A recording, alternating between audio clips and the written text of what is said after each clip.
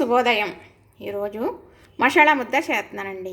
ఇలాంటి మసాలా ముద్దలు చాలా మాటలు చేసి పెట్టాను, చూశారు. చాలామంది తెలిసిన వారు అడిగారు. కమెంట్ పెట్టరు కానీ మరి ఫోన్ చేసి అడుగుతారు, కనపడ్డప్పుడు అడుగుతారు, వచ్చి అడుగుతారు. సరేలేండి, మరి నేను చేసి పెట్టాను కదా, వీడియోలన్నీ డిలీట్ అయిపోయినాయి కదా, హచ్చమని అభిరుచుల్లో మళ్ళా చేసి పెడుతున్నాను. నేను ఇలా అల్లంతో అలాగా వెల్లుల్లిపాయ, ఇవి ధనియాలు, ఇది జీలకర్ర, నీళ్ళకు బదులు నూనె వాడతాను, చిటికెడు పసుపు. దీంతో మాత్రమే మసాలా ముద్ద చేస్తాను. పూర్వం చేసుకునేవారు కదా, శనకాల మీద నూరుకుని కూర ఉడికేటప్పుడు ఆ మసాలా ముద్ద తెచ్చి వేసుకునేవారు కూరలో, గొప్ప రుచి వచ్చేది. అలాగే చేస్తానండి, నేను ఎప్పుడూ అలాగే చేసుకుంటాను. ఇంకా ఇందులో దాసం చెక్క, లవంగాలు, ఇలాచీలు ఏమీ వేయను. మనం డైలీ వండుకునే కూరలకి అంత ముద్ద వేసుకున్నా కూడా ఘాటు అయ్యి ఏమి ఉండదో, కమ్మదనం ఉండి మంచి రుచి వస్తుంది కూరకి. ఇలానే చేసుకుంటాను నేను. ఇలానే చేసి పెట్టడం జరిగింది, చూశారు. చాలామందికి నచ్చింది. మరి డిలేట్ అవినాయి కాబట్టి మళ్ళీ చేస్తున్నాను, మళ్ళీ చూపిస్తాను. మరి ఇప్పుడు ఇలాంటి మసాలా ముద్ద వేసుకున్నాం అనుకోండి, మనం ఏమీ కారంలో ఏమీ వేయకుండా చేసుకుంటాం కదా, ఆ కారం వేసుకుంటే సరిపోతుంది. మరి కారంలోని మసాలా దినుసులు వేసేసి మళ్ళీ ఇలాంటి మసాలా ముద్ద వేసేసి ఇంట్లో ఏమన్నా మసాలా పొడులు కొనుక్కున్నామని అనుకోండి, ఈ కూర బాగుంటుంది, ఇదో స్పూన్ వేయండి అని వేసేస్తున్నారండి. ఇప్పుడు ఇది ఏమైపోతుందంటే ఎగుటైపోతుంది.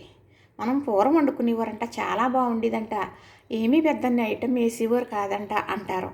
ఎందుకు ఇలానే చేసుకునేవారు. అల్లం, వెల్లుల్లి, ధనియాలు, జీలకర్ర శనకాల మీద నూరేసుకుని ఆ కూర ఉడికేటప్పుడు ముద్దేసేవారు. ఇంత ముద్ద వచ్చేసింది అనుకోండి, ఇంత ఉంచి కొంచెం ఉప్పు వేసి ఉంచేది మా అమ్మ.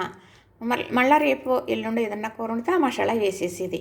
అప్పుడు మనం ఇలాగే చేసుకోవచ్చని, మరి అలా నూరుకుంటే ఎలా వచ్చేదో అలానే చేసి నేను ఉంచుకుంటానండి. ఇది మీకు నేను చూపిస్తాను. అల్లం వేరేగా, వెల్లుల్లి వేరేగా పడతాను. ముందు ఈ జీలకర్ర, ఈ ధనియాలు పట్టేస్తానండి. జీలకర్ర, అలానే ధనియాలు, ఇది గుండా కింద నలిగిపోతే మనకి ఎల్లుల్లిపాయలు కానీ అల్లం కానీ గమ్మునే బాగానే సున్నితంగా నలిగిపోతాయి. ముందు మాత్రం ధనియాలు, జీలకర్ర మిక్సీ పట్టుకోవాలి. ఇప్పుడు ధనియాలు, జీలకర్ర ఇదిగో చక్కగా చూసారా ఎలాగ ఇంత ఇలాగా మిక్సీ పట్టేసుకోవాలి. ఇప్పుడు మనం అల్లమైనా పర్వాలేదు, మరి ఎల్లుల్లిపాయ అయినా పర్వాలేదు, ఇలాగా ఇవి కూడా మిక్సీ పట్టేసుకోవాలి. ఇప్పుడు వెల్లుల్లిపాయ కూడా ఇలాగా మిక్సీ పట్టేసాను. మనం ఇందాక ధనియాలు, జీలకర్ర పెట్టుకున్నాం కదా, అందులో వేసేస్తున్నాను. ఈ తర్వాత నేను అల్లం పెడతాను. ఎల్లుల్లిపాయ అయిపోయింది కదా, అల్లం పడతాను.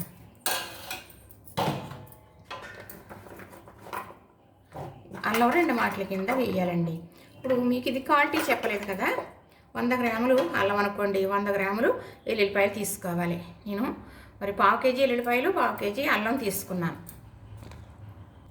అల్లం కూడా నలిగిపోయింది. ఇంకొకటి కొద్దిగా ఉంది, అది కూడా ఒక ట్రిప్ పెట్టేస్తాను. ఇప్పుడు ఇది కలిపి మళ్ళా చక్కగా మిక్సీ పట్టుకోవాలి మనం. ఇప్పుడు ఇది కూడా తీసేసి ఇందులో వేసేస్తున్నాం. అల్లం, వెల్లుల్లి కూడా కలిపేసుకున్నాం కదా, మిక్సీ పట్టేసుకుని ఇప్పుడు ఇది చక్కగా ఇలా కలిపేస్తానండి. ఇలా చేసుకున్న మసాలా ముద్ద వేసుకుంటే కూర చాలా బాగుంటుందండి. మరి ఇలా చేసుకుని మనం ఉంచుకుంటే రుచి అనేది అస్సలు మారదు. ఎందుకంటే మనం ఇందులో నీళ్ళు అనేది వాడం, అసలు నీళ్ళు అనేది వేయం. పసుపు అన్నాను కదా, వేసేస్తున్నాను. నీళ్ళు అస్సలు వేయకూడదు, ఎందుకంటే నిల్వ ఉంచుకునేది. మరి కొన్నది ఉందనుకోండి, మా పాపాల్లో, మా కోడలాల్లో తెచ్చుకుని డబ్బాలు అయ్యి వాడతారు. అది స్మెల్ నాకు నచ్చదు. ఇంతకుముందు కూడా చెప్పడం జరిగింది, నిల్వ ఉండేటప్పటికి అది స్మెల్ వచ్చేస్తుంది, అది బాగోదండి. ఇది మళ్ళీ మిక్సీ పడతాను. చక్కగా కలిసిపోయింది కదా, మళ్ళీ మిక్సీ పడతాను. ఇప్పుడు ఇంతవరకు ఇలా నలిగింది. ఇది బాగా మెత్తగా అవ్వాలంటే కొంచెం నూనె వేస్తున్నాను. మళ్ళీ దీనికి కూడా వేయాలి కదా, ఈ నూనెతో మెత్తగా నలిగిపోతుంది. ఇది చూడండి ఎలా ఉందో కదా. మరి పూర్వం ఊరుకునేవారు అంటే ఇలాగే ఉండేదండి, ఇలా గరం గరంగానే ఉంటుంది కదా, తప్ప ఇంకా మెత్త కాటికిలాగా నూరేవారు కాదు. మసాలా గుండుకు పట్టేస్తుంది, మెత్తగా నూరుకోకూడదు అనేవారు. మా అమ్మగారు నాకు ప్లేట్లో వేసి ఇచ్చేవారు నూరమని, అలాగా చెప్పేవారు. అది నాకు బాగా జ్ఞాపకం. మరి ఆ రుచి రావాలంటే మరి అలాగే మసాలా ముద్ద ఉండాలంటే ఇలా మిక్సీలో కూడా మనం ఇలా చేసుకోవచ్చు. ఇందులో నీళ్ళు అనేది అసలు మనం వేయలేదు, వేస్తే నిలవ ఉండదు, స్మెల్ మారిపోతుంది, రుచి మారిపోతుంది. ఇదిగోనండి చక్కగా అయిపోయింది. నూరుకున్న మసాలా ముద్ద ఇలాగే ఉంటుందండి. ఇలాగా గేజ కోరుకుని చెబుతున్నాను, ఎందుకంటే ఈ రుచి తెలుసుకుంటారు, ఇలానే చేసుకుంటారు, ఎక్కువ ఘాట్లు తినకుండా ఉంటారని.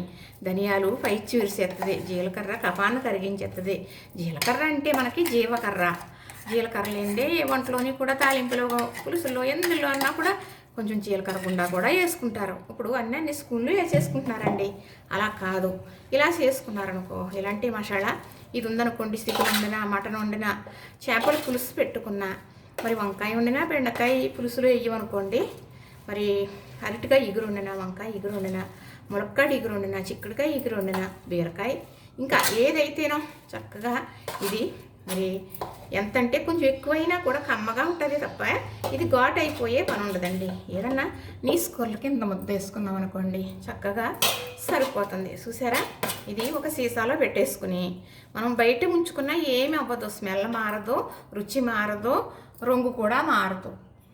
చూసారా, ఇది ఈ మసాలా ముట్టుకుని ఆ స్మెల్ చూసుకున్నారనుకోండి, ఇంకా అది మసాలా వేసుకుని కూర వండుకోవటం మాట ఎలాగున్నా కానీ మరి అలా చేసుకోవాలి మసాలా అనుకుంటారంటే శనగకాయల మీద నూరి ఇవ్వడం కదా, చేతితోటి ఇలా తోసుకుంటూ ఆ స్మెల్ గుర్తుండిపోయిందండి. అదే స్మెల్ వస్తుంది. ఇది కూడా ఒక్కసారి ఇలా చేసుకున్నారనుకో, ఎప్పుడు ఇలానే చేసుకుంటారు. ఎక్కువ ఘాట్లు తినక్కర్లేదు.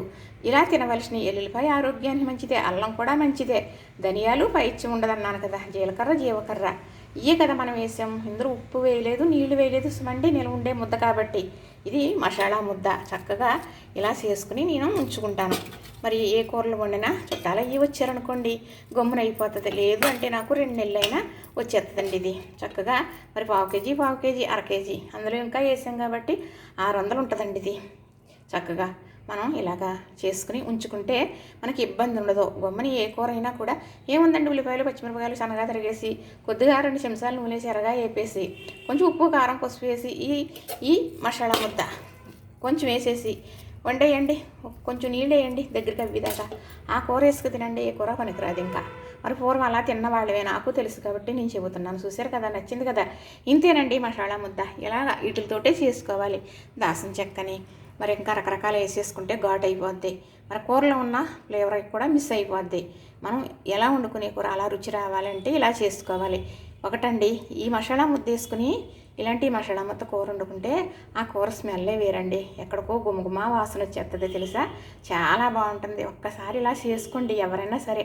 నేను మన ఆరోగ్యం దృష్టిలో ఉంచుకుని చెబుతున్నాను. నేను చేసుకునేదే, పూర్వం చేసేది ఇప్పుడు మనం సులువుగా చేసుకోగలగటాన్ని మిక్సీలో కూడా చేసి చూపించడం జరుగుతుంది కదా. మరి పూర్వం నూరుకుని వేసుకునేవారు, సేమ్ టు సేమ్ ఇదే ముద్ద ఇదే ఐటమ్తో. అలా నేను మిక్సీలో సులువుగా చేసుకోవచ్చు మిక్సీలో మీరని. మరి మిక్సీలో చేసామనుకుంటే ఎక్కువ అయిపోద్ది, 4 రోజులు ఉంచుకుంటాం కదా, కొంత వేసుకుంటాం కదా. అలాగే అల్లం వెల్లుల్లి పేస్ట్ ఎలా చేసుకుంటాం కదా, ఇలా చేసుకుని ఉంచుకున్నారంటే చాలా బాగుంటుందండి. ఒక్కసారి అలా చేసుకుని చూడండి. లైక్ చేయండి, షేర్ చేయండి, సబ్స్క్రైబ్ చేయండి.